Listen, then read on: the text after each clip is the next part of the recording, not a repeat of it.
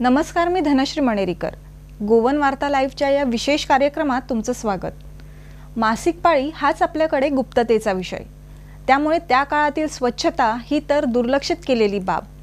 पण माया विश्वकर्मा ही तेजस्विनी समाजातून मासिक पाळीशी संबंधित सर्व गैरसमज मिटवण्याचा प्रयत्न करत आहे. मध्य प्रदेश राज्याच्या नरसिंहपूर जिल्ह्यातील एका छोट्याशा गावात राहिलेल्या मायाने लहानपणापासून मासिक पाळीतील गुंतागुंतीशी झुंज दिली. आपल्या वाट्याला जे आलं ते इतर महिलांच्या वाट्याला येऊ नये हा विचार करून त्यांनी ग्रामीण महिलांना मासिक पाळी स्वच्छतेबद्दल शिक्षित करण्याचा निर्णय घेतला. त्यासाठी त्यांनी कॅलिफोर्नियामधील आपली गलेलठ्ठ पगाराची नोकरी सोडली आणि त्या आपल्या मायभूमीत परतल्या. आज त्या सर्वांसाठी एक प्रेरणा बनल्यात. त्यांनी सुकर्मा फाउंडेशनची स्थापना केली, ज्याद्वारे त्या महिलांना मासिक पाळी दरम्यानच्या स्वच्छतेबद्दल शिक्षण देत आहेत आणि त्यांना स्वतःच्या पायावर उभं राहण्यासाठी मदत करत आहेत. त्यांनी जो विडा उचललाय त्यासाठी त्यांना आज पॅड वुमन म्हणून भारतभर लोक ओळखतायत. आजवरचा त्यांचा हा प्रवास कसा होता हे आपण थेट त्यांच्याकडूनच जाणून घेऊयात. नमस्कार माया जी, गोवन वार्ता लाइव के इस स्टूडियो में आपका स्वागत है. आज दुनिया आपको पैड वुमन के नाम से जानती है, तो आपको कैसा लगता है और ये नाम मिलने की शुरुआत कैसी हुई आपकी? नमस्कार धनश्री जी और सभी दर्शकों को मेरा नमस्कार गोवन वार्ता के। और मुझे आज बहुत अच्छा लग रहा है, पहली बार मैं गोवा में हूँ आपके स्टूडियो में। और ऐसा है कि मैं मध्य प्रदेश का एक बहुत छोटा सा गांव है, मेहरा गांव, नरसिंहपुर ज़िले में आता है। वहाँ पे मैं एक बहुत ही छोटे परिवार में पैदा हुई। तो वहाँ पर हमारे आमतौर से लड़कियों को शिक्षा के लिए बहुत ज़्यादा अपॉर्चुनिटी नहीं मिलती है। तो वो लोग जितना आपका स्कूल होता है उतना ही आप पढ़ाई कर पाते हैं। तो मेरे यहाँ 8वीं कक्षा तक स्कूल था। तो उसके बाद फिर मैं दूसरी गांव में, फिर उसके अलावा दूसरे शहरों में से जाके मैंने पढ़ाई किया। और दिल्ली में मेरा मास्टर के बाद जो है दिल्ली में 1 साल का डिसर्टेशन वर्क हुआ AIIMS all India institute of medical science. तो मेरा हमेशा से इंटरेस्ट रहा कि मैं कुछ चिकित्सा के क्षेत्र में अच्छा करूं, रिसर्च करूं या डॉक्टर बनूं। तो वैसा करते करते मैं अमेरिका गई और अपने पढ़ाई करने के लिए, पीएचडी करने के लिए। और वहाँ पर सभी जैसे जाते हैं, सबकी कंफर्टेबल लाइफ होती है, बहुत अच्छे से सब लोग पढ़ाई करते हैं, रहते हैं, खूब पैसा कमाने लगते हैं धीरे धीरे। तो मैं अमेरिका से जब अपने गांव आती थी तो हमेशा मुझे लगता था कि बहुत ही पिछड़ा गांव है, जो कि आमतौर से सब बॉर्डर के गांव होते हैं, आदिवासी एरिया के। और हमेशा यही लगता था कि यहाँ पर किस तरह से कुछ काम किए जाएं, क्योंकि आप जब किसी छोटी जगह से बाहर जाते हैं तो फैमिली के साथ साथ आपके पूरे समाज के, पूरे गांव के एक्सपेक्टेशन बढ़ते हैं कि हमारे गांव से ये बाहर गई हैं तो ये हमारे गांव के लिए क्या करेंगे। मतलब ऐसा होता है कि आपके गांव का यदि कोई प्रधानमंत्री बन जाए तो लोगों की आशाएं बढ़ती हैं कि अब हमारे गांव का विकास होगा। ऐसा तो सिमिलरली ऐसे एक्सपेक्टेशन मुझे लगता था कि लोगों के भी हैं। तो हमेशा ये रहता है कि ज़्यादातर अमेरिका से लोग आके यहाँ पैसा भेजते हैं या कुछ ऐसी हेल्प करते हैं, फैमिली से शुरुआत करते हैं। तो मैंने भी धीरे धीरे करना शुरू किया, लेकिन लगा कि वो एक सफिशिएंट नहीं है।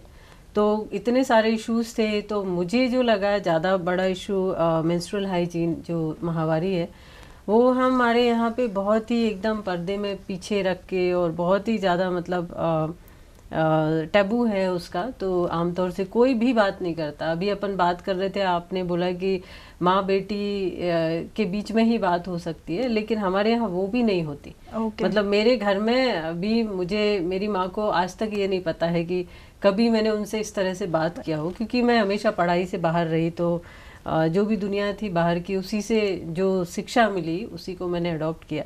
तो धीरे धीरे वो समस्याएं मेरे साथ भी होती गई। मतलब जिस तरह से हम कपड़े का उपयोग करते हैं, फिर उसके बाद में उसको हम सही तरीके से ये नहीं समझ पाते कि इसको धोना कैसे है और सुखाना कैसे है, क्योंकि पुराने ज़माने की बात अलग है। मतलब उस समय हमारे यहाँ पे पर्याप्त पानी भी होता था, महिलाओं के एक अलग से जगह होती थी, घरों में सब कच्चे होते थे, तो वहाँ पे सूरज की रोशनी काफ़ी आती थी, तो उससे हम ऑटोमेटिकली सैनिटाइज होते थे।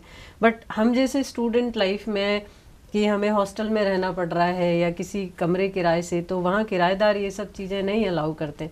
तो जब आप उस तरह के कपड़े उपयोग करेंगे तो आप भी संक्रमित होंगे। तो ऐसा किस्सा मेरे साथ हुआ और उसके बाद वो किस्सा मतलब चलता रहा। तो वो समस्या ये लगी कि इसका कहीं ना कहीं कारण जो आपकी अशिक्षा है, आपके पीरियड के दिनों में आपको सही जानकारी नहीं मिली, उसी के ये परिणाम है। तो लगा कि क्यों ना इस पे काम किया जाए, क्योंकि मेरे जाने के 20 साल बाद भी वहाँ पे वैसे के वैसे ही हालात हैं, लड़कियाँ भी वैसी रहती हैं। आमतौर से हमारे यहाँ जब मैं थी तो 15 साल 16 साल में शादी हो जाती थी, लेकिन अभी 18 के बाद तो शादियाँ हो ही जाती हैं। तो इस तरह से अभी भी वहाँ शिक्षा की कमी है। तो ये जो है मैंने करीब 2012 से सोचना शुरू किया कि कैसे मतलब इसका करना है।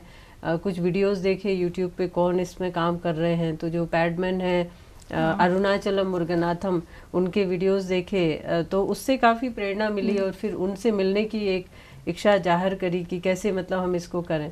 तो फिर कोई भी काम होता है आपको उसके लिए लोगों की और संगठन की ज़रूरत होती है। तो हमने सुकर्मा फाउंडेशन बनाया 2016 में, और उसको बनने के बाद लगा कि नहीं अब ये काम हम कर सकते हैं। तो बहुत सारी जगह हमने देखना शुरू किया कि कौन भारत मतलब अभी जो 5-6 सालों में जो जागरूकता आई है वो पहले नहीं थी, क्योंकि मशीनें हमारे यहाँ आमतौर से बनती नहीं है। इंडिया में हम इतनी बड़ी मैन्युफैक्चरिंग हर चीज़ की करते हैं, लेकिन सैनिटरी नैपकिन को बहुत ही पीछे रखा गया।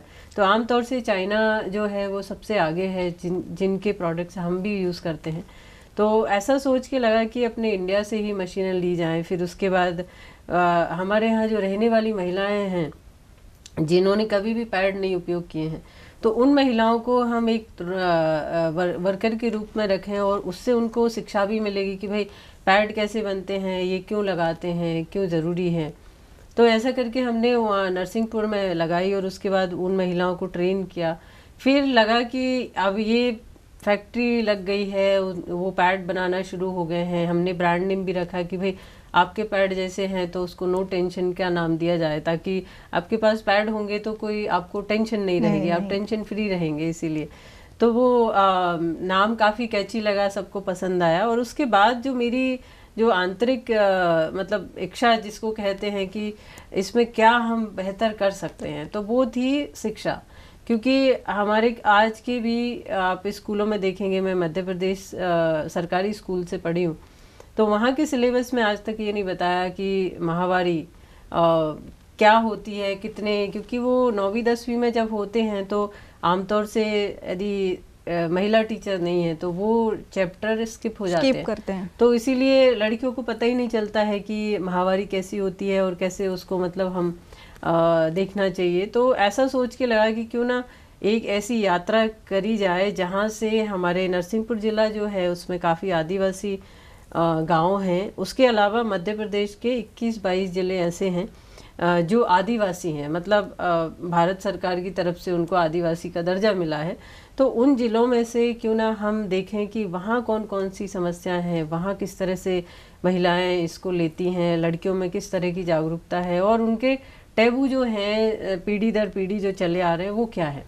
तो ऐसा सोच के हमने 2017 में एक यात्रा, पैड वुमेन की यात्रा एक डिज़ाइन करी, और उससे ये थे कि हम हर आदिवासी हॉस्टल में, स्कूल में, गांव में हम ऐसे जाते थे और वहाँ पे एक साथ हमको हज़ारों की संख्या में लड़कियाँ, महिलाएं ऐसी हमको मिलती थी, तो जिनसे हम संवाद करते थे, उनका वर्कशॉप करते थे कि भाई ए से लेके जेड तक आपको किस तरह की चीज़ें, किस तरह का खान पान, किस तरह से पैड आपको ये उपयोग करना है। क्योंकि ज़्यादातर तो लड़कियां उस समय पैड के बारे में उतना नहीं जानती थी। तो जानती भी थी लेकिन उन्हें ये नहीं पता होता था कि इसको लगाना कैसे है, फेंकना कैसे है।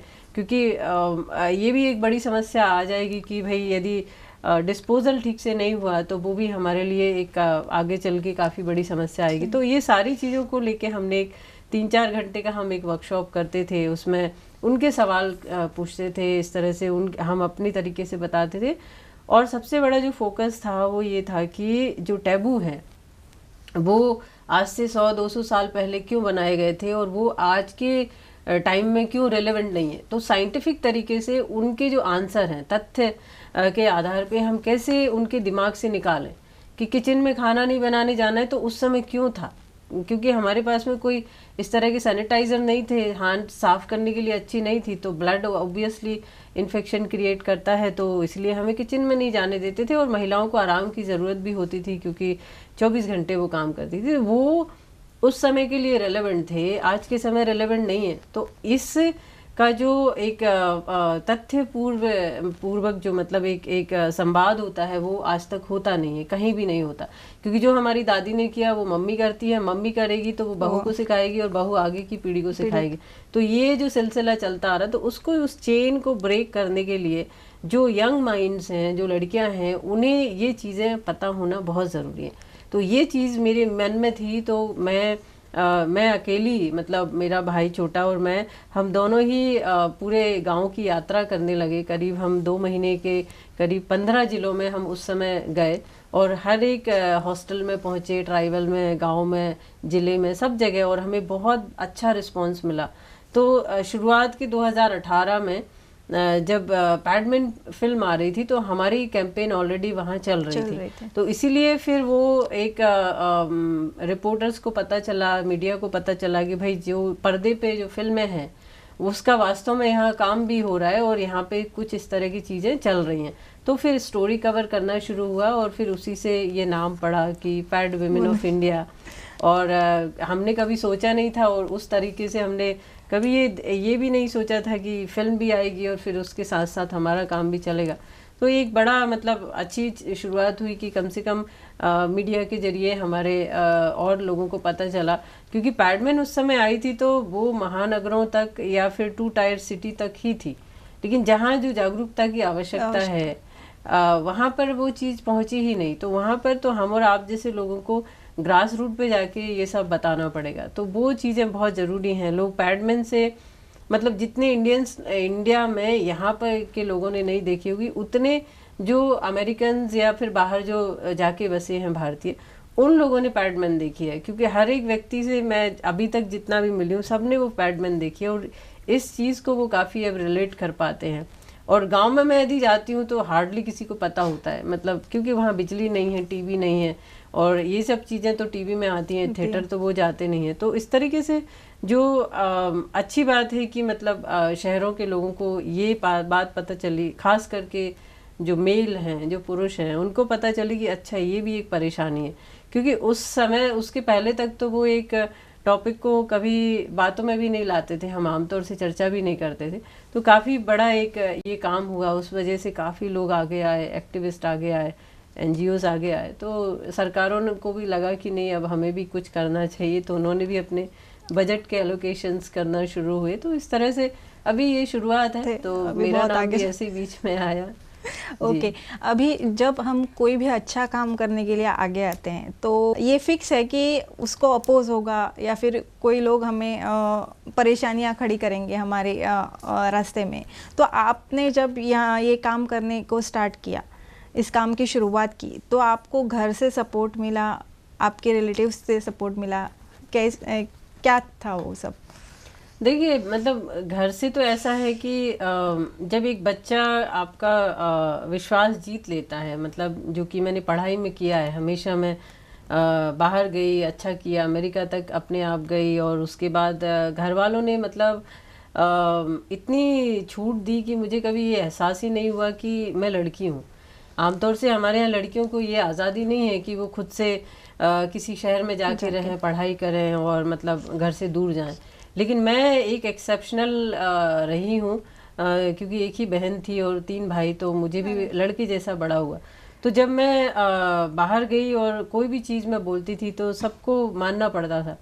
तो जब ये काम शुरू किया तो मैं कभी भी कोई भी काम करती हूँ तो घर वालों को मतलब बाद में पता चलता है शुरू होने के बाद, क्योंकि उनको उनसे कोई लेना देना नहीं है। मतलब उन्होंने बाहर की दुनिया नहीं देखी, वो गांव में ही रहते हैं और उनकी दुनिया वही है, क्योंकि वो कभी बाहर पढ़ाई करने नहीं गई। मेरी मम्मी जो है वो आज तक स्कूल नहीं गई, मतलब वो कभी पढ़ाई नहीं की उन्होंने।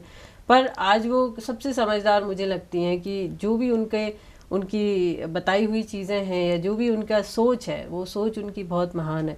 तो इसी कारण से रिलेटिव्स के पास तो कोई पूछने की ज़रूरत नहीं है। रही बात जिस जगह पे आप काम करते हैं उस जगह पे आपका सपोर्ट होना बहुत ज़रूरी है। तो हमको धीरे धीरे मतलब लोग जानने लगे तो उस समय शुरुआती दौर में हमें मुश्किलें आई, क्योंकि कोई काम करने आगे नहीं आना चाहता था। इनफैक्ट कि जो महिलाएं जो हमारे पास आना चाहती थी उनके घर वाले पूछते थे कि भाई तुम किधर जा रही हो और ये कैसा काम है, मतलब लेकिन जब धीरे धीरे जागरूकता आई और फिर उन्होंने अपना इंटरेस्ट बताया और काफ़ी अच्छी सोच के साथ वो लोग आने लगे, तो ये वो परिवर्तन भी हुए। और उसके साथ साथ जैसे हम कभी कभार गांव में जाते थे तो हमारे साथ में ऐसे भी हुए कि कोई जो शराब पीने वाले लोग हैं, कुछ लोग कि अरे भाई हमारे गांव में ये सब नहीं चलेगा, ये सब बातें नहीं होंगी। तो उस तरीके से फिर हमने समझदार लोगों को इकट्ठा किया कि भाई इनको आप ये समझाइए कि आज ये चीज़ अपन बात नहीं करेंगे तो कल आप ही के परिवार में एक बड़ी बीमारी उभर के आएगी। तो ऐसा करके फिर धीरे धीरे लोगों को जागरूकता बढ़ी, तो हेल्प मिली। मतलब क्योंकि शुरुआती तो कोई भी काम ऐसे होते हैं तो उसमें आपको रेबेलियन बनना पड़ता है, और रेबेलियन बनेंगे तो मतलब ऐसे भी नहीं कि आप एकदम से अपनी ही चीज़ें करते जा रहे हैं, आपको लोगों की भी सुनना पड़ेगा, आपको उसके साथ धीरे धीरे जाना पड़ेगा। मतलब एक साथ आप रेबेलियन नहीं बन सकते। तो उनकी सोच में जाके उनकी बातों को समझ के, और सबसे बड़ी बात है कि मतलब जिस एरिया में हम रहते हैं यदि आपको उसका रहन सहन और भाषा आती है तो वो एक बहुत बड़ा मतलब आपके लिए पॉजिटिव पॉइंट होता है। तो उसी भाषा में हम बुंदेलखंडी में बात करते हैं तो लोगों को समझ में आता है और फिर लगता है कि नहीं अब हमारे घर में भी ये बीमारी होती है तो कम से कम ये अच्छा है कि बच्चियों को अभी से जागरूकता आएगी तो उनमें हिम्मत बढ़ेगी और वो बेहतर अपना हेल्थ के बारे में सोच सकती है। अभी आपने इस सब काम के लिए सुकर्मा फाउंडेशन की स्थापना की है, तो सुकर्मा फाउंडेशन एग्जैक्टली है क्या और इसके माध्यम से आप एग्जैक्टली क्या काम कर रहे हो? हाँ, तो सुकर्मा का एक्चुअली ख्याल भी तभी आया जब हमको ये समस्याएं दिखी। तो जैसा कि नाम है सुकर्मा मतलब अच्छे कर्म, तो उसको हमने इसलिए इतना ब्रॉड उसमें रखा कि इसके बैनर में हम बहुत सारे काम कर सकें, क्योंकि जब आप किसी जगह बड़े होते हो तो आपको बहुत सारी समस्याएं पता चलती हैं। तो मैं भी जैसे गांव में बड़ी हुई तो शिक्षा की समस्या है, स्वास्थ्य की समस्या है, महिलाओं के रोजगार की समस्या है, ये सारी समस्याएं पहले से पता थी।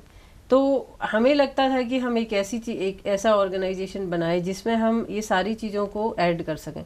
तो मेंस्ट्रुअल हाइजीन से हमारी शुरुआत हुई, माहवारी से शुरुआत हुई, लेकिन हमें ये भी लगा कि हेल्थ केयर भी वहाँ पर एक बहुत बड़ा हिस्सा है जो आमतौर से गरीब लोगों को नहीं मिलता है। और मतलब सारे आप देखेंगे जितने मल्टीनेशनल हॉस्पिटल्स हैं वो सब बड़ी शहरों में हैं, चाहे 5 स्टार हॉस्पिटल हैं वो भी बड़े शहरों में। आपको बॉम्बे कैंसर का इलाज के लिए जाना पड़ेगा।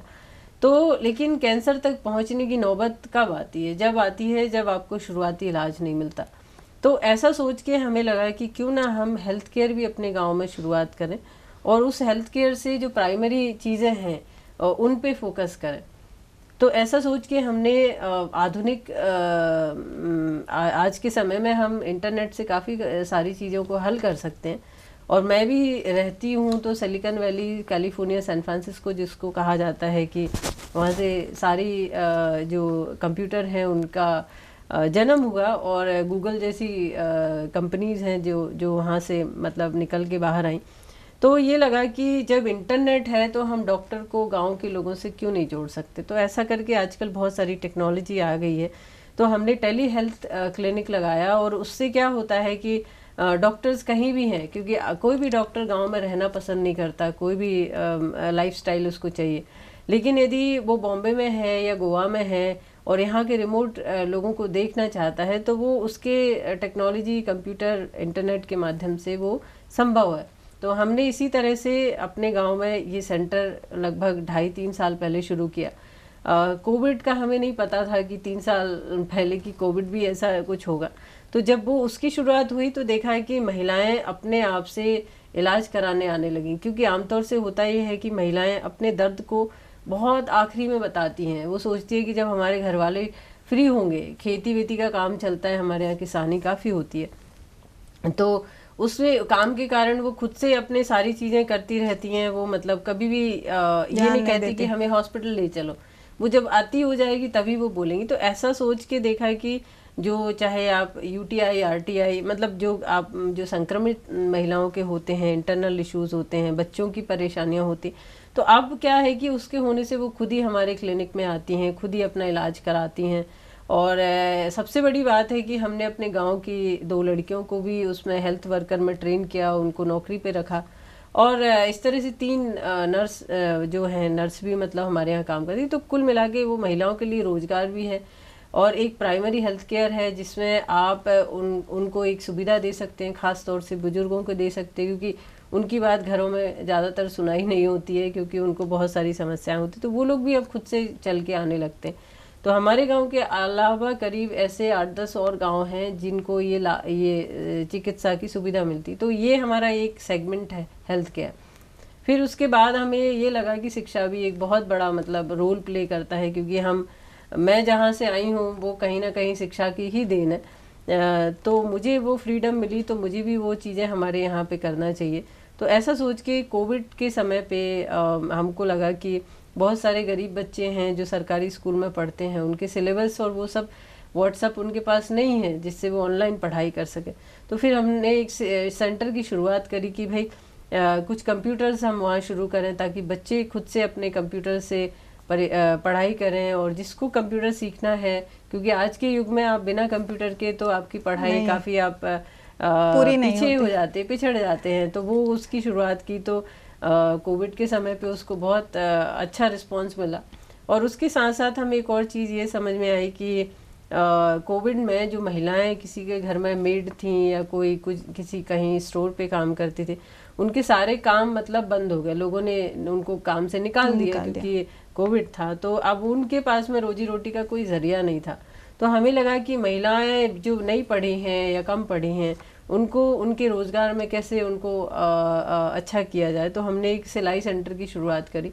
तो उसमें भी हम लोग निःशुल्क ट्रेनिंग देते हैं कि वो अच्छे कपड़े बनाना शुरू करें, अच्छे ब्लाउज बनाना शुरू करें, ताकि उनको मोहल्ले में ही उनका काम मिले और वो ऑफलाइन ऑनलाइन जैसा भी करना चाहें, बच्चों के फैमिली को भी बड़ा करें और अपने काम भी करते रहें। तो ऐसे करके वो भी हमने इसी साल शुरू किया। तो वो उसमें भी काफ़ी महिलाएं आती हैं जिनको निःशुल्क ये शिक्षा मिलती है। तो मतलब कहा जाए तो शिक्षा, स्वास्थ्य और विमेन का जो एम्पावरमेंट है वो एक बहुत ही समाज का अहम हिस्सा है। तो हम उसी पे अभी मैं आपको वही पूछ रही थी कि इस सब के साथ आप महिला सशक्तिकरण और लैंगिक समानता, ये 2 पहलू है जो उन पे भी आप काम कर रही हैं, तो उसके बारे में हमें कुछ बताइए। तो उसमें ऐसा है कि देखिए, जो हम इक्वालिटी की बात करते हैं, वो इक्वालिटी में तो अभी आप छोटे एरिया में तो आप उसको ऐसे मतलब कहा जाए तो जोर से आप नहीं कह सकते कि भाई सब समान है। हम कितना भी आगे चले जाएं, लेकिन अभी भी असमानता है, बहुत ज़्यादा है। क्योंकि हम जब बड़े होते हैं तो हमें उन थॉट्स के साथ में बड़ा किया जाता है कि तुम लड़की हो, तुम्हारा काम ये है, ये लड़का है तो इसका काम ये है। ये आमतौर से हमें ही घर में बताया जाता है और उसी के साथ हम बड़े होते हैं, ये हमारी वैल्यूज़ हैं।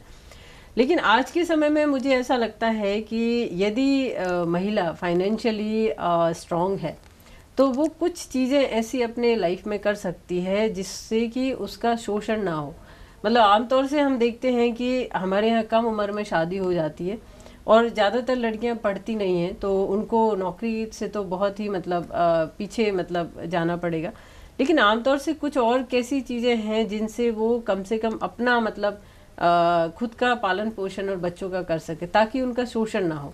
तो मैंने अपने यहाँ देखा है कि बहुत सारा डोमेस्टिक वायलेंस होता है। मतलब घरों में उसको खराब नहीं माना जाता, उसको कहते हैं अच्छा इसकी पिटाई हो रही तो मतलब इट्स लाइक वेरी प्राउड कि मतलब वो खराब होगी, उसके चाल चलन खराब होंगे इस तरह से। और मतलब उसका हस्बैंड ही नहीं, उसके घर वाले भी उसको मतलब मारते हैं पीरियोडिकली। लेकिन उसकी आवाज़ जो है वो उससे पूछो जाके तो वो यही कहेगी कि मतलब हमारी कौन सुनेगा। पुलिस में जाते हैं तो ये पीछे से पैसे देते हैं। तो कहने का मतलब है कि महिलाएं इस तरीके से और भी बहुत सारी चीज़ें हैं जिनसे होके छोटे स्तर की वो आज भी मतलब बहुत ज़्यादा परेशानी में रहती हैं।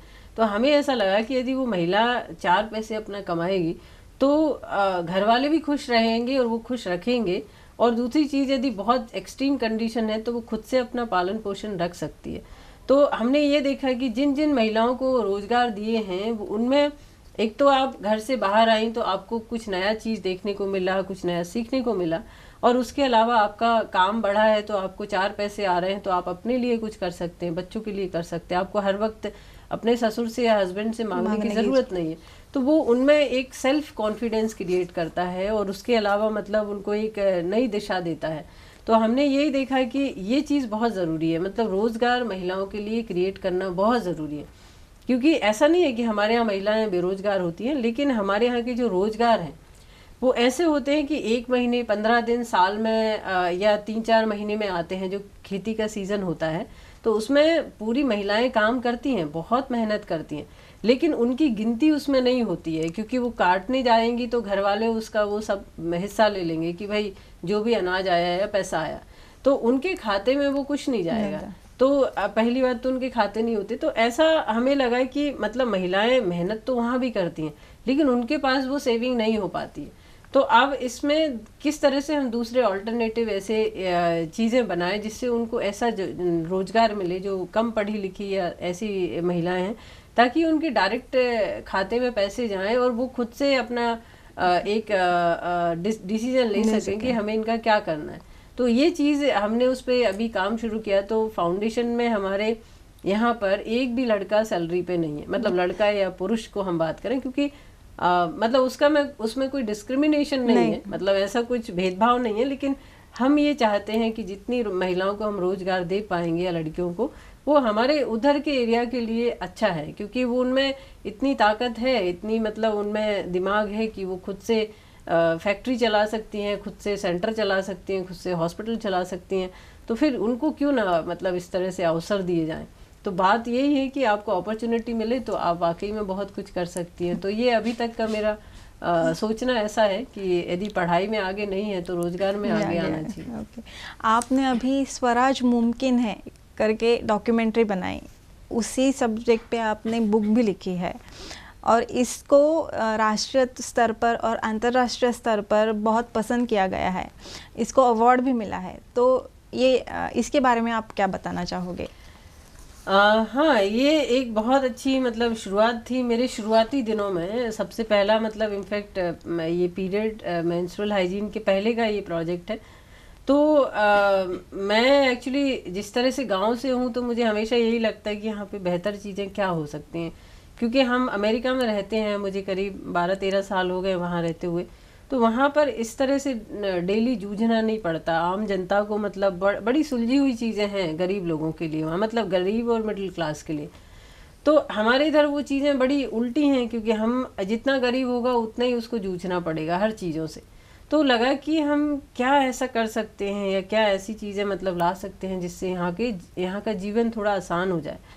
तो एक हमारे इधर एक ऐसा गांव है जो मतलब सरकारी मतलब नेताओं पे निर्भर नहीं है। वो खुद से उनके गांव वालों ने ये डिसाइड किया कि हमको अपने गांव में वो सारी चीज़ें बनानी हैं जो एक डेवलप्ड गांव में होती हैं या शहर में होती हैं।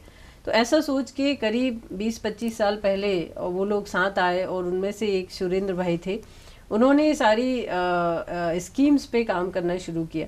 तो सबसे पहला काम वहाँ ये किया कि भाई वहाँ हम चुनाव नहीं करेंगे, पंचायत का चुनाव नहीं करेंगे, क्योंकि वो एक लड़ाई का बड़ा झगड़ा का जड़ रहता है और उसमें लोग बट जाते हैं, मतलब काम कोई करता नहीं, सब एक दूसरे की टांग खींचते हैं। तो ऐसा सोच के उन्होंने ये निर्णय लिया कि हमारे यहाँ निर्विरोध सरपंच बनेंगे, और निर्विरोध सरपंच जब बनते हैं तो आपको कुछ अतिरिक्त राशि मिलती है जिससे आप और बेहतर काम कर सकते। तो वो गाँव ने एक उदाहरण सेट किया कि भाई हम उन्हीं पैसों का बेहतर उपयोग करके अपने गांव की बिजली, पानी, सफाई और शिक्षा, स्वास्थ्य, ये सब समस्याएं हम दूर कर सकते हैं। तो उस गांव में अभी आप जाएंगे तो आपको इतना पानी, रेन वाटर हार्वेस्टिंग वो इतना करते हैं कि उनको उनके गांव का जो वाटर टेबल है वो 15 से 20 फीट पे है, और हमारे उसी के आप 20 किलोमीटर दूर जाएंगे तो वहाँ पे 100 फीट पे आपको पानी मिलेगा। तो ये वहाँ का एक बहुत बड़ा अचीवमेंट है। और दूसरा, वहाँ ऑर्गेनिक फार्मिंग गांव के लोग करते हैं, गोबर गैस है उनके यहाँ पर, और जो हम कहते हैं कि अभी टॉयलेट हर घर में बनना शुरू हुए, वहाँ 20 साल पहले सबके घर में टॉयलेट थे। वहाँ जो कम्युनिटी चीज़ें हैं, जैसे हम कहते हैं कि हमारे यहाँ आमतौर से मतलब जो निचली जाति ST SC जिनको हम हरिजन कहते हैं, उन जातियों को आज भी डिस्कार्डेड मतलब अनटचेबल हैं वो, मतलब छुआछूत है वहाँ पर। मतलब हमारे गांव में वो लोग अंदर नहीं आ सकते, हमारे घर के बराबरी से नहीं बैठ सकते, पानी नहीं पी सकते। तो उस गांव वालों ने एक बहुत अच्छा उदाहरण पेश किया कि उन जातियों को गांव के बीच में बसा के उनको ससम्मान के तहत उनमें सारी सुविधाएं दी जाएं सबसे पहले। तो इसीलिए उस गांव के जो हरिजन जाति हैं उनके पास में सब कुछ है, बिजली, पानी, सड़क। सबसे पहले जो गांव में चीज़ें बनी उन्हीं से शुरुआत हुई। और वो लोग मंदिर जा सकते हैं। हमारे यहाँ पर, हमारे गांव में वो मंदिर नहीं आ सकते, ऊपर नहीं चढ़ सकते, क्योंकि वो है आज भी रिवाज। लेकिन उस गांव में वो पूजा करते हैं, नाच गाने करते हैं, भजन करते हैं।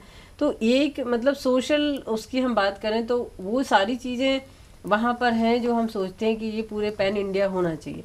तो वो लगा कि अब सब लोग इस गांव में नहीं आ सकते। नरसिंहपुर के पास में बघवार है, करेली स्टेशन से 12 किलोमीटर है। तो ये गांव सबके पास कैसे पहुंच सकता है, क्योंकि इतना अच्छा जो हमारे गांधी सोचते थे कि जो गांव का विकास है, मतलब भारत का जो विकास है वो गांव से शुरू होना चाहिए, क्योंकि 80% जनता आज भी वहीं रहती है। लेकिन हम शहरों की तरफ पलायन होता जा रहा है, सब लोग शहरों में, महानगरों में बसते जा रहे हैं। तो उस गांव में जब ये सब चीज़ें देखी तो किसी को बाहर जाने की ज़रूरत ही नहीं। तो वो उस गांव के ऊपर फिर हमने डॉक्यूमेंट्री बनाई, और वो एक एजुकेशनल डॉक्यूमेंट्री है, आज भी यूट्यूब पे फ्री में अवेलेबल है। तो उसमें बेसिकली यही हम दूसरे गांव में जाकर बताते थे कि जैसे आप ही जैसे गांव है वो भी, उनके लोगों ने संगठित होकर ये टीम वर्क में ये काम किया, तो आप लोग भी कर सकते हैं। उतना नहीं करेंगे तो थोड़ा करेंगे। तो उस गांव को भी मतलब इतने सारे अवार्ड मिले, उसको प्रेसिडेंट से अवार्ड मिला 2012 में, और भी बहुत सारे अवार्ड मिले। लेकिन जब हमने ये मूवी बनाई और बहुत सारी जगह हमने इसको दिखाया, और भी इंटरनेशनल फिल्म फेस्टिवल्स में दिखाया, हॉलीवुड में दिखाया, तो वहाँ से जो एक्चुअल अवार्ड मिले वो हमने जाके गांव वालों को दिए और कहा कि ये आपके 20-30 साल पहले की जो मेहनत है उसके परिणाम है, तो आपको और एनकरेजमेंट मिलना चाहिए। तो इसीलिए वो गांव एक बहुत अच्छा एक सोशल स्ट्रक्चर है जो बाकी लोगों के लिए केस स्टडी बन सकता है। तो हमने उसी पे बुक लिखी और ये मूवी आई। तो अच्छा लगा कि वो बहुत सारी जगह पर मतलब लोगों ने देखा और अप्रिशिएट किया। मेंस्ट्रुअल हाइजीन पे आपने जो अभी जागृति कार्य शुरू किया है, ये कार्य शुरू करने से पहले की सिचुएशन गांव की और अभी ये शुरुआत करने के बाद इतने सालों बाद की वर्तमान की सिचुएशन, क्या बताना चाहेंगे आप दोनों के बारे में? अभी भी वही सब सोच है या सोच बदल रही है? देखिए मतलब एक तरह से 100% चेंज हम बहुत कम समय में नहीं ला सकते हैं, हर चीज़ें समय के साथ बदलती हैं। तो हमारे यहाँ पे बहुत सारे कंस्ट्रेन है, मतलब आज भी हम पूरे इंडिया की बात करें तो सबके अपने अपने चैलेंजेस हैं। तो सबसे बड़ा चैलेंज जो होता है कि जो हमारी इकॉनमी है, जो घर में जो आय है, वो महिलाओं को इतनी नहीं होती है कि वो अपने लिए चीज़ें खरीदें।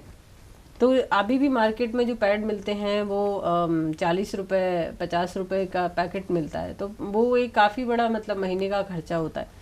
तो हमको ये लगता है कि जब तक हम कॉस्ट इफ़ेक्टिव और जो सप्लाई चेन है उसको हम मजबूत नहीं बनाएंगे, मतलब 3 चीज़ों पे एक साथ काम करने की ज़रूरत है। मतलब एक तरह से अफोर्डेबिलिटी है, अवेयरनेस है और अवेलेबिलिटी है। ये तीनों चीज़ें जब आएंगी तभी हम 100% ये सब चीज़ें कर सकते हैं, क्योंकि अफोर्डेबिलिटी रहेगी तो कोई भी 5-10 रुपये या 15 रुपये में अपना बजट बना के वो खरीद सकते हैं, और अवेलेबिलिटी रहेगी तो उनको लगातार वो चीज़ें मिलती रहेंगी, तो उनका गैप नहीं होगा। क्या होता है कि जैसे ही उनके पास पैसे ख़त्म होते हैं या फिर पैड उपलब्ध नहीं होते हैं उस एरिया में, तो वो फिर से स्विच कर जाती हैं कपड़ों में। तो ये भी एक बहुत बड़ा कारण है जिससे कि मतलब ये सप्लाई चेन आपका टूट जाता है। फिर अवेयरनेस, यदि महिलाओं में, बच्चियों में उनको शुरू से ही अवेयरनेस मिले तो वो खुद से इतनी अवेयर हो जाएंगी कि जिस तरह से एक तंबाकू वाला अपना बजट रखता है कि कुछ भी हो हम 100 रुपये जर्दा सुपारी या बीड़ी या जो भी चीज़ें हैं हम उसके लिए रखेंगे। या घरों में जो भी बच्चे आमतौर से आजकल जिद करते हैं कि चिप्स के पैकेट 20-25 रुपये में जो आता है वो हैप्पीली वो दिन में दे देते हैं। लेकिन महिलाओं में ये जागरूकता नहीं है कि यदि 20-25 रुपए जैसे हमने बच्चे को दे दिया उसको खाने के लिए, तो हम अपने लिए भी पैड के लिए ये बजट रखें, तो उससे कम से कम हमको समय पे पैड मिल पाए। तो उनमें ये इसलिए हमको अवेयरनेस भी लाना जरूरी। तो ये तीनों चीज़ें एक साथ जुड़ी हुई हैं, जब हम लाएंगे तभी चेंज आएगा। तो फिलहाल के लिए हमारे एरिया में तो कम से कम जागरूकता है कि अब पैड हमारे यहाँ गांव में मिलने लगे हैं, डिस्ट्रिक्ट में मिलने लगे हैं। और जैसे मैं एक उदाहरण आपको दूं तो मेरे गांव में आज से 5 साल पहले बहुत ही कम महिलाएं या लड़कियां पैड उपयोग करती थी, क्योंकि एक तो महंगा भी था, दूसरा मिलता भी नहीं था। तो हमने, जैसे मैंने आपको बताया कि क्लिनिक शुरू किया, तो क्लिनिक के साथ ही हमने वो पैड रख दिए। तो महिलाएं जो भी आती हैं देखती हैं कि यार यहाँ पे डॉक्टर ने हमको बताया कि साफ़ सफाई रखना है, अच्छा खाना खाना है और पैड भी यूज़ करना है, या आप जो भी चीज़ें यूज़ कर रहे हो उसको अच्छे से उपयोग करना है, तो वो देखती हैं तो वो पैड ले जाती हैं। और हमने क्या किया कि टाइम बीइंग उसको सब्सिडाइज किया है कि हमने उस गांव को गोद लिया, और एक्चुअल कॉस्ट जैसे हम मान लें कि 25 रुपये है एक पैकेट का, तो हम उनको 5 रुपये में देना शुरू किए, ताकि उनको वो महंगा भी ना लगे और उनका जो आदत है वो बनी रहे। मतलब एक सफाई की जो आदत वो अपना रही हैं उसको वो कंटिन्यू रखें। तो पिछले 3-4 साल से ये कंटिन्यू चल रहा है कि वो 5 रुपये में पूरी महिलाओं को हम लोग देते हैं। तो उससे ये चेंज आया कि अब जो है वो महिलाएं अब अपने आप को वो नहीं रखती हैं कि नहीं जब पैसे हमारे पास 50 होंगे तभी हम जाएंगे। 5 रुपये किसी के भी पास मिल जाते हैं और कोई भी जाके वो पैड ला सकता है। तो पहले जो होती थी वो खुद ही आती नहीं, क्योंकि इतनी शर्म थी, इतनी ज़्यादा मतलब टैबू था। लेकिन 5 साल में हमने ये देखा कि अब उनके घर से हस्बैंड भी आ जाते हैं, उनका भाई भी आ जाता है, बेटा भी आ जाता है, मतलब पुरुष वर्ग है ये भी जानने लगे हैं कि भाई यहाँ पर पैड मिलते हैं और हमें अपने घर में अपनी बेटी के लिए, अपनी वाइफ के लिए, अपनी भाभी के लिए लेके जाना है। तो ये एक समय के साथ बदलाव है। तो मुझे लगता है कि धीरे धीरे और भी जगह ये आना शुरू होगा। ओके अभी आपने बोलते हुए कहा था कि बाहर के देशों में ऐसे अछूत वगैरह ये सब कॉन्सेप्ट्स नहीं मानते लोग, वहाँ सबके लिए समान सुविधाएं होती है। तो अभी इसी वजह से शायद यहाँ से लोग विदेश में जाते हैं अच्छी लाइफ के तलाश में, वहाँ जाके सेटल हो जाते हैं। आप जैसे एक्सेप्शनल केसेस हैं जो यहाँ पे आके अपने गांव के लिए, अपने देश के लिए कुछ करना चाहते हैं। आपने भी ऐसा ही डिसीजन लिया। आप कैलिफोर्निया में थी, वहाँ पे आपका अच्छा खासा जॉब था, वो छोड़ के आप यहाँ पे आई, अभी अपने गांव में काम कर रहे हो। तो आपको अभी इस पॉइंट पे आके आपका डिसीजन सही था या आपने डिसीजन लेने में गलती की? क्या लगता है आपको अभी क्या बताना चाहोगे? ये एक बड़ा मतलब हर बार मेरे सामने आता है ये सवाल, काफ़ी बड़ा इनफैक्ट। तो क्योंकि देखिए क्या होता है कि मैं ऐसा मानती हूँ कि लाइफ जो है ना एक ही बार मिलती है। मतलब जो हमारा जीवन है वो एक ही जन्म होता है, अगला पिछला 7 जन्म ये कुछ नहीं होते हैं। तो मुझे भी ऐसा लगता है कि उस जन्म में भी आपको एक ऐसा टाइम आता है जब आपको तीनों चीज़ें एक साथ रहती हैं। आपके पास एनर्जी, समय और पैसा भले ही ना हो, लेकिन आप में यदि एनर्जी है और वो एक जज्बा है तो आप कर सकते हैं। तो जैसे मैंने आपको पहले बताया कि मेरे गांव में मैं मतलब एक बहुत ही साधारण परिवार में बड़ी हुई, तो ऐसी कोई लग्जरी लाइफ नहीं थी और उसके हम लोग आदी भी नहीं हैं। तो जो भी संघर्ष की जर्नी है वो धीरे धीरे क्रॉस हुई, अमेरिका गए, वहाँ कंफर्ट लाइफ मिलने लगी। लेकिन दिमाग में हमेशा यही लगता था कि मतलब सब लोग ऐसे ही करते हैं। मतलब चाहे कोई हमारे गांव से दिल्ली चला जाए, बॉम्बे चला जाए, वो भी ऐसे ही करते हैं कि वो वहीं पलायन हो जाते हैं, सेटल हो जाते हैं, इसीलिए बेसिकली पढ़ाई करते हैं।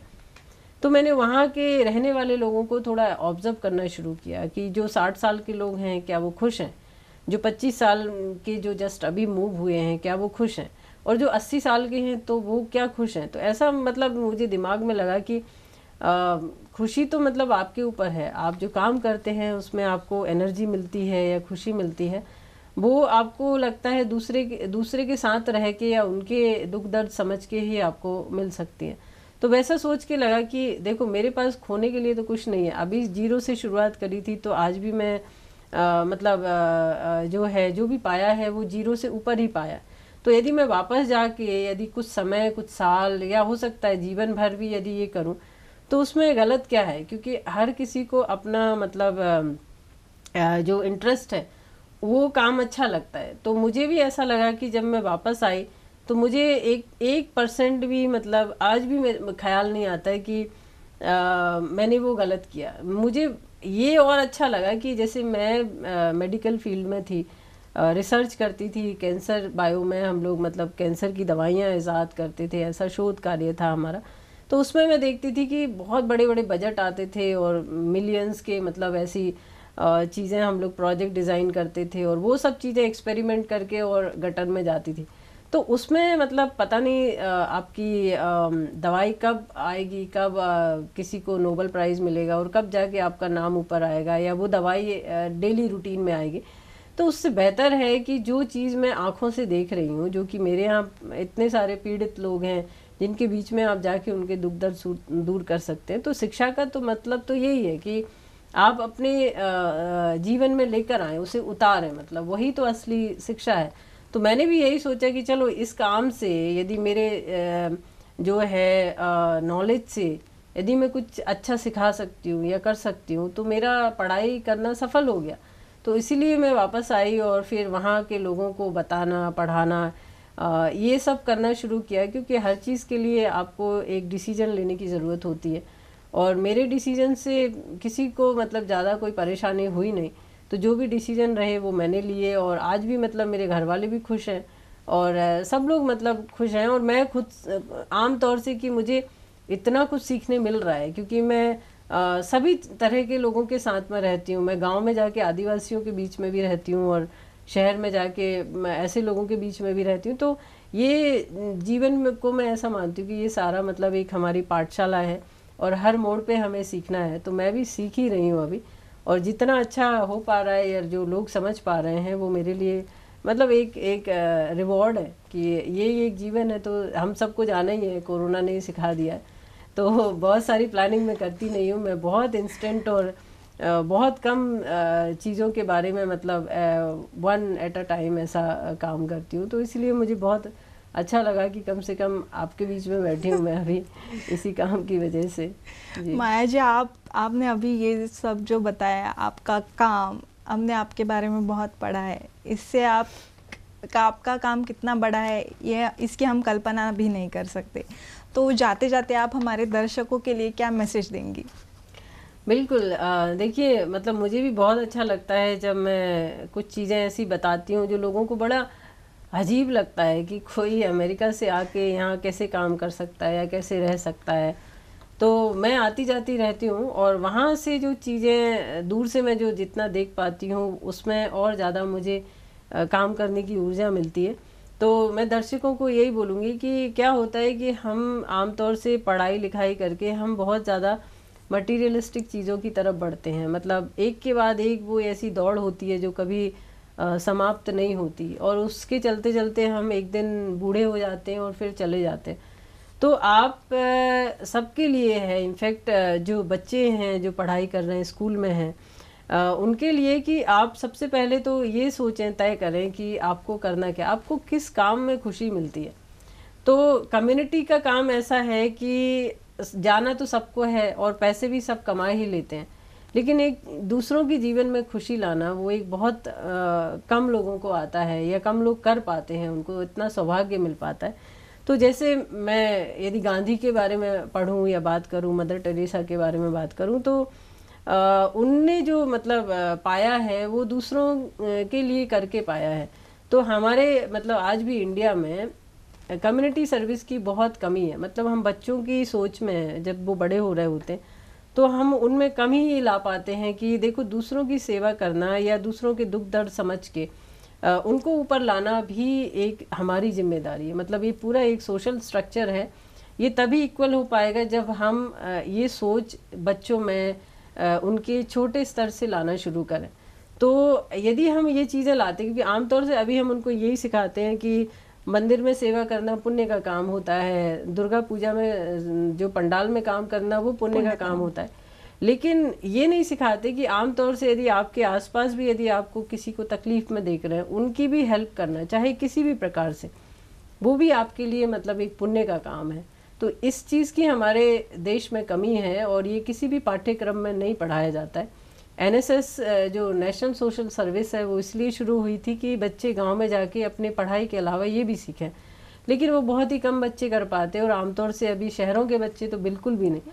तो ये उनके पाठ्यक्रम में नहीं है, उनके घरों में ये नहीं है, क्योंकि हम बहुत मटीरियलिस्टिक दुनिया में रहने लगे हैं। तो उनको इस कम्युनिटी सर्विस की तरफ हम उनको एनकरेज करें, और हम खुद भी इन्वॉल्व हों, क्योंकि माँ बाप जो करते हैं वही बच्चे सीखते हैं। तो ये चीज़ मैंने अमेरिका में सीखी कि वहाँ पे हर व्यक्ति, मतलब ज़्यादातर जो हैं वो कम्युनिटी सर्विस में इन्वॉल्व है। मतलब कम्युनिटी सर्विस का मतलब ये नहीं कि वो बहुत बड़े बड़े काम कर रहे हैं, छोटे स्तर से भी कर सकते हैं। वो अपने बच्चों को कहते हैं कि आप हॉस्पिटल में जाके वॉलंटियरिंग का काम करो और किसी मरीज को एक रास्ता दिखाने का काम करो। और वहाँ के स्कूलों में आपको उसके पॉइंट्स मिलते हैं, नंबर मिलते हैं कि आपने यदि 80 घंटे काम किया है और आपके पास में सर्टिफिकेशन है कि आपने इस संस्था में काम किया है, तो आपको कॉलेज में आपको प्राथमिकता मिलेगी। आपको हार्वर्ड और स्टैनफोर्ड में ये सब चीज़ों में आपको आगे मतलब पॉइंट्स जोड़े जाएंगे। तो हमारे यहाँ उन चीज़ों की कमी है, इसीलिए बच्चे इनकरेज नहीं हो पाते। तो यदि आप कहीं भी हैं, कैसे भी हैं, कोविड ने एक बहुत अच्छी शुरुआत करी कि हम सब ने देखा कि यदि हम सब एक मिल के ये हेल्प नहीं करते तो इतनी बड़ी महामारी से लड़ना मुश्किल था। तो एक बहुत अच्छी अपॉर्चुनिटी हमारे सामने आई, जिसने हमें सिखाया कि जीवन क्या है और कितना मतलब सूक्ष्म हो सकता है। कि कोविड में हम आए दिन मतलब इतना सुना, तो हमारी लाइफ भी, इससे बड़ी कोई बीमारी आ जाए तो हम अभी जो बचे हुए लोग हैं वो अपने आप को सौभाग्यशाली समझें कि भाई हमको और जीने का मौका मिला है और हम दूसरों के जीवन में बदलाव लाएं। तो उनके बदलाव के साथ ही हमारी खुशी बढ़ेगी। तो इसीलिए अभी दिवाली का टाइम आने वाला है, तो आप लोग भी दूसरों की जीवन में खुशी लाएं।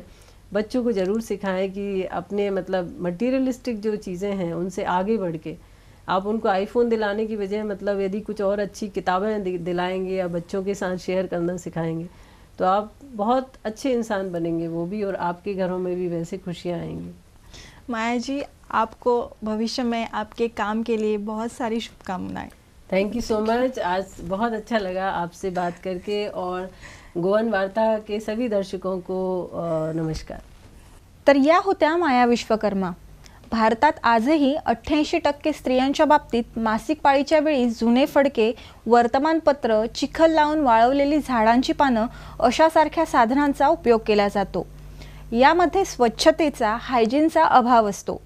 परिणामी जवळजवळ 70% स्त्रियांना जनन संस्थेमध्ये संसर्ग होऊन त्यासंबंधीच्या रोगांना सामोरं जावं लागतं। शिवाय हा विषय अत्यंत खाजगी असल्यानं त्याबद्दल कमालीची गुप्तता पाळण्यासंबंधी मुलींना शिकवलं जातं। याचा उघड परिणाम म्हणजे संकोचामुळे वयात आलेल्या बऱ्याच मुलींचं शाळेत जाणं बंद होतं। हे चित्र बदलावं म्हणून माया विश्वकर्मा यांनी जे काम सुरू केलंय त्यात त्यांना भरभरून यश मिळू दे यासाठी समस्त गोयकरांच्या वतीने त्यांना अनेक शुभेच्छा। आज आपण इथेच थांबणार आहोत, पण तुम्ही पाहत राहा गोवन वार्ता लाईव्ह, नातं गोव्याचं, देणं मराठीचं।